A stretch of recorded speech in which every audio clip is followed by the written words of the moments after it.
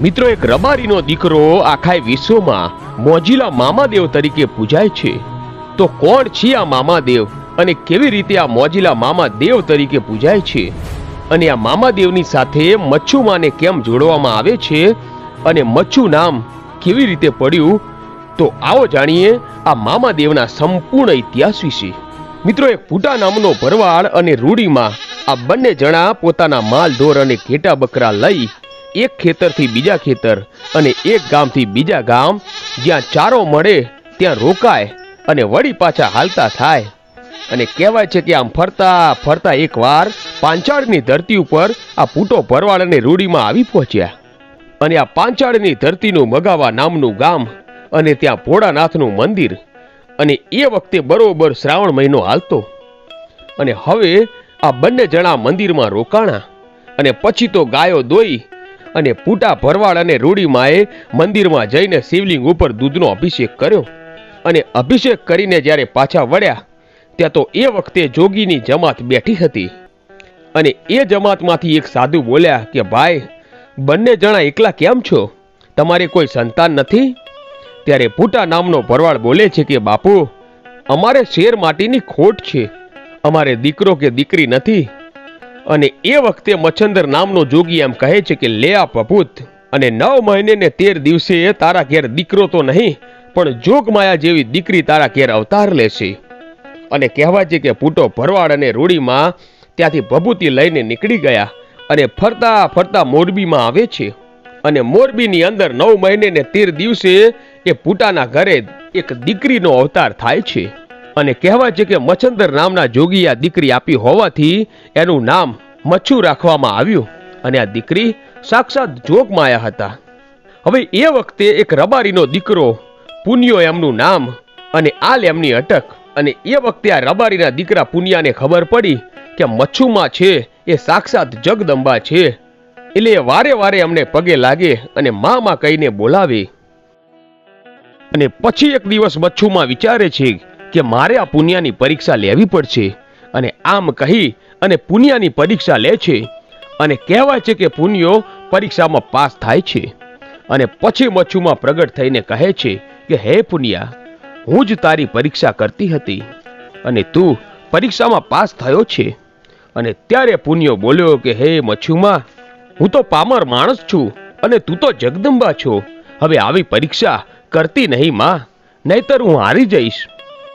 અને પછી મચ્છુમાં અદૃશ્ય થઈ જાય છે. પછી તો કહેવાય છે કે સમય જાય છે અને પુનિયાને મચ્છુમાની ભક્તિનો રંગ લાગ્યો અને આખો દિવસ મચ્છુમાની ભક્તિ કરે છે. હવે સમય વીતતા વીતતા એક દિવસ નવરાત્રીનો સમય આવ્યો. અને કહેવાય છે કે માં જગદંબા મચ્છુમાં નવરાત્રીમાં ગરબા ગાવા જાય છે. અને એક દિવસ આવવામાં મોડું થયું એટલે ગામના બીજા લોકોએ આ મચ્છુમાના બાપાને આવીને કાન ભંભેર્યા કે પૂટા, તારી દીકરી મોડી રાત સુધી ગરબા ગાવા જાય છે કે બીજે ક્યાંય જાય છે, એની ઉપર તારે નજર રાખવી જોઈએ. આમ ગામવાળાઓએ શંકા કરી, પણ પૂટાને ખબર હતી કે એની પર શંકા ન કરાય, આ તો સાક્ષાત જગદંબા છે. અને પછી કહેવાય છે કે દીકરી ઘરે આવી અને ત્યારે બીજા માણસોએ કહ્યું કે આટલી મોડી રાત સુધી ક્યાં ગઈ હતી? ત્યારે મચ્છુમાએ કહ્યું કે તમને મારી પર શંકા છે, તમે હજુ મને ઓળખતા નથી, હું કોણ છું? અને એવું કહીને માં જગદંબા મચ્છુમાએ એક પગ ઊંચો કરીને જમીન પર પછાડ્યો અને કહેવાય છે કે જમીન ફાટી. અને પછી મચ્છુમા બોલ્યા કે હું હવે સમાધિ લઉં છું, હવે મારાથી અહીંયા રોકાઈ શકાય એમ નથી. તમે મારી ઉપર શંકા કરી છે, પણ હું તમને વચન આપું છું કે જ્યારે જ્યારે તમને મારી જરૂર પડશે ત્યારે ત્યારે હું તમારી સાથે હશું. જાઓ, હું તમને વરદાન આપું છું. તમારાથી રૂઠી તો નથી, પણ હવે મારે જવાનો સમય આવી ગયો છે અને મારે અહીંયા સમાધિ લેવી પડશે. અને એ વખતે જે પુનિયો રબારી છે એ મચ્છુમાને કહે છે કે માં, મને પણ તમારી સાથે લેતા જાઓ, તમારી વગર આ દુનિયા કઈ કામની નથી, મને પણ તમારી સાથે સમાધિ આપી દો માં. ત્યારે મચ્છુમા પુનિયાને કહે છે કે પુનિયા, હજુ તો તારે દુનિયામાં તારી જરૂર છે, સમય આવશે ને એ વખતે હું તને જરૂર જણાવીશ. અને કહેવાય છે કે આમ પુનિયા મામા રોકાઈ જાય છે અને મચ્છુમાં સમાધિ લઈ લે છે. ધીમે ધીમે સમય વીતે છે અને પુનિયા મામાને એક દિવસ જેસરના મેળામાં જવાનો વિચાર આવ્યો. એટલે પુનિયા મામા અને 2-3 ભાઈબંધો સાંડો ઉપર ચડીને જેસરના મેળામાં જવા નીકળે છે. જતા જતા રસ્તામાં એક જગ્યાએ એમને તરસ લાગી. એટલે એક નાનકડું ઝૂંપડું જોયું અને ત્યાં જઈને પાણી માંગ્યું. અને કહેવાય છે કે ઝૂંપડામાંથી એક વિધવા બાઈ બહાર આવી. આંખોમાંથી આંસુડાની ધાર વહી જાય છે અને હાથમાં પાણીનો લોટો છે અને આંખો રડી રડીને લાલ થઈ ગઈ છે. અને કહેવાય છે કે પાણી લઈને આવી અને પુનિયા મામાએ આંસુ જોયા કે ઓહો, આંખોમાંથી આંસુડા. અને પુનિયા મામા કહે છે કે પાણી તો પછીથી લઈશું, બેન તમને દુઃખ શેનું છે? આ આંસુડાનું કારણ શું છે? તમે મને કહો, મારી ઉપર વિશ્વાસ રાખો, મારાથી જે થશે ને એ મદદ તમને કરીશું. અને પુનિયા મામા આમ કહે છે ત્યારે એ બાઈ બોલે છે કે ભાઈ, તમે કોણ છો? કે હું રબારીનો દીકરો છું. ક્યાં જાઓ છો? કે જેસરના મેળામાં જઈએ છીએ બાપ. મેળામાં તો જશું, પણ એ પહેલા તમારા દુઃખની વાત કરો. અને એ વખતે બાઈ બોલે છે કે મોરબીનો જે રાજા છે એ રાજાને 32 લક્ષણા પુરુષની જરૂર હતી અને મારો નાનકડો એકનો એક દીકરો એ 32 લક્ષણો હતો અને જેની ઉપર હું રંડાપો ગાળતી હતી. અને મારો પતિ તો સ્વર્ગવાસ થઈ ગયો છે. એકનો એક દીકરો અને આ દીકરા ઉપર રંડાપો ગાળતી અને 32 લક્ષણો હતો. એટલે મોરબીનો જે રાજા છે એનો ગઢ દિવસે ચણે અને રાત્રે પડી જાય. દિવસે ચણે ને રાત્રે પડી જાય એટલે જ્યોતિષોએ કીધું કે આ ધરતી છે એ ભોગ માંગે છે અને 32 લક્ષણા પુરુષનું બલિદાન જો આપવામાં આવે, એનું માથું જો કાપવામાં આવે અહીંયા, તો જ આ ગઢ સંપૂર્ણ રીતે ચણાશે. અને એટલા માટે લોકોએ શોધતા શોધતા અહીંયા આવ્યા અને અમને ખબર પડી કે મારો દીકરો 32 લક્ષણો છે. એટલે પરાણે ઢસેડીને અહીંથી લઈ ગયા છે અને દીકરા વગરની થઈ ગઈ છું બાપ. એટલા માટે મારી આંખોમાંથી આંસુડાની ધારો થાય છે. અને એ વખતે પુનિયા મામાએ કહ્યું કે બેન, ક્યારે લઈ ગયા છે? તો કે હજી હમણાં જ, હજુ મોરબીના ગઢ સુધી પહોંચ્યા નહીં હોય. અને પછી તો કહેવાય છે કે પુનિયા મામાએ ત્યાંથી સાંઢ હંકારી અને મોરબીના મહેલે પહોંચ્યા. અને મોરબીના મહેલની માલિપા વિધવાનો મંત્રોચ્ચાર કરતા હતા અને બલિદાન આપવાની તૈયારી હતી.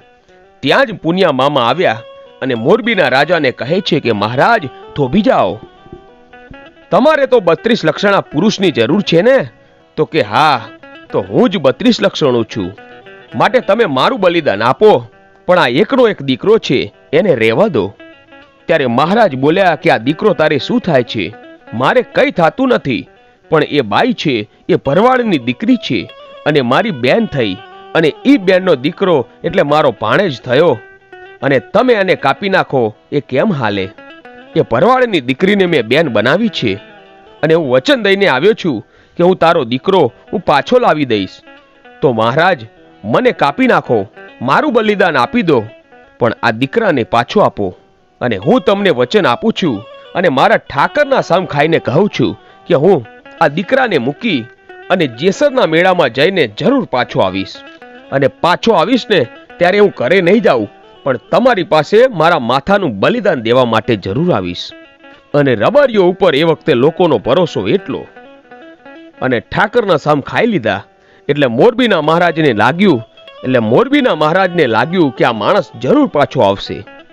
અને પછી તો કહેવાય છે કે પુનિયા મામા દીકરાને લઈને એ એમની ધર્મની માનેલી બેનને પાછો આપે અને જેસરના મેળામાં ગયા. અને જેસરનો મેળો ફરી અને પાછા આવીને મોરબીના મહારાજને કહ્યું કે લો, હવે ઉતારી લો મારું માથું. અને પછી બ્રાહ્મણોને બોલાવ્યા, વિધિ થઈ અને માથું કપાણું અને જમીનને બલિદાન અપાણું. અને એ પુનિયા મામાએ પોતાના લીલા માથાનું બલિદાન કરી દીધું. અને એ વખતે કહેવાય છે કે ત્યાં મચ્છુમાં પ્રગટ થયા અને મચ્છુમાં કહે છે કે હે મોરબીના રાજા, હું મચ્છુ દેવ બોલું છું અને તમે મારા ભક્તનું બલિદાન માંગ્યું છે. આજે મારા ભક્તને તે કાપ્યો છે. અને એ વખતે મોરબીનો મહારાજ 2 હાથ જોડીને કહે છે કે હે માં, આ ધરતી ભોગ માંગતી હતી, એટલા માટે મેં 32 લક્ષણા પુરુષનું બલિદાન આપ્યું છે. ત્યારે મચ્છુમાં બોલે છે કે તારી જે જગ્યાએ દિવાલ પડી જાય છે ને ત્યાં એક કોઠી બનાવ અને કોઠીમાં મારું મંદિર બનાવજે.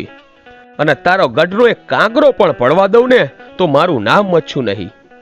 અને પછી કહેવાય છે કે મચ્છુમાએ પુનિયા મામાને કહ્યું તે ભરવાડની દીકરીનો દીકરો બચાવ્યો છે અને એના માટે તે તારા માથાનું બલિદાન આપ્યું. એટલે હવે ભરવાડને અને રબારીને મામા ભાણેજનો સંબંધ થઈ ગયો છે. અને એટલું જ નહીં, આખી દુનિયા તને મામા દેવ તરીકે પૂછશે. જા, હું તને આશીર્વાદ આપું છું.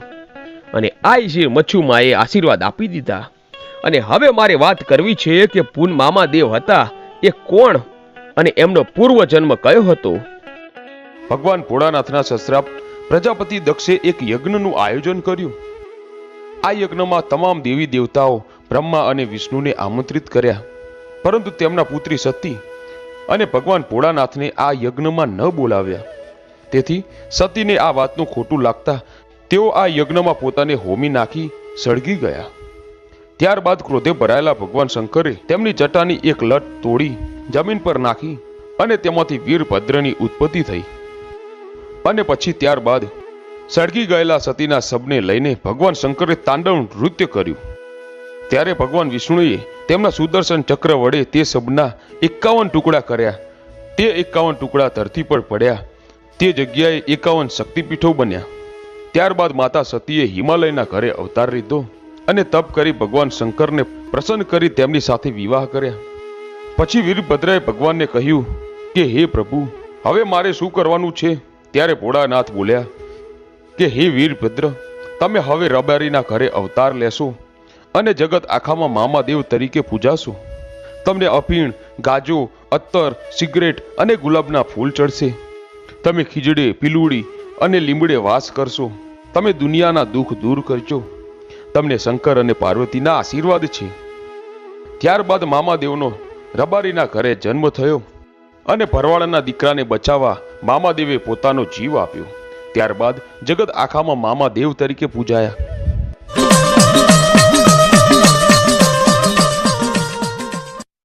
જય મામાદેવ.